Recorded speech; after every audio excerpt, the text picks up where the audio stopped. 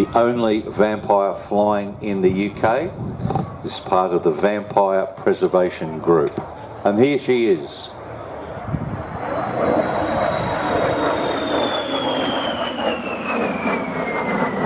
There is that whistling sound from the de Havilland Goblin engine. Now this is a different type of engine, as Mike pointed out to us here in the commentary position a little while ago. It is centrifugal flow. Now the jet engines on the Typhoon that we've seen, and most jet engines, including the big fan engines on airliners, are axial flow, where the air goes straight through the engine, front to rear. Comes in compressed through the burner cans, through a hot end turbine and out the back. But this is completely different.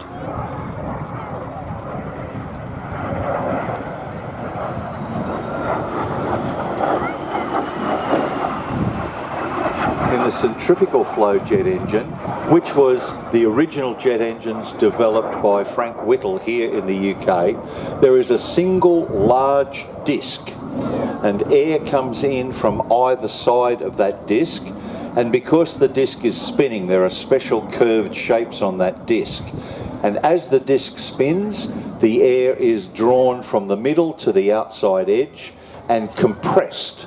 It then goes through burner cans, fuel is added, ignited, hot air comes out the rear of those cans through a hot end turbine, which then drives forward through to the front, that very large wheel, those centrifugal flow.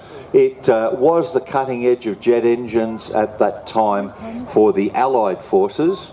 The Germans used the axial flow in the Messerschmitt 262, the 162, and also the Arado 234 jet bombers.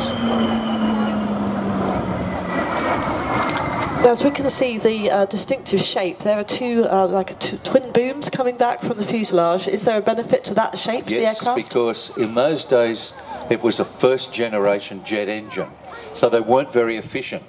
The longer the jet pipe from where the hot end turbine was at the end of those flame cans, the longer that went, the less efficient the engine became. So if you had a configuration where you had a jet engine inside a fuselage with a long tailpipe, it became less efficient. What they did here is shorten that distance by putting on twin booms instead of having a large long fuselage. Messerschmitt was actually developing a fighter with very similar configuration as well.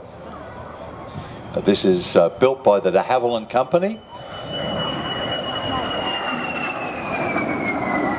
And the type first flew as a single-seat fighter, believe it or not, in September 1943.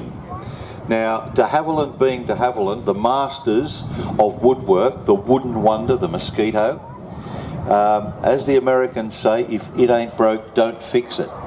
They continued to use the same type of construction, a balsa wood plywood sandwich, to build the pod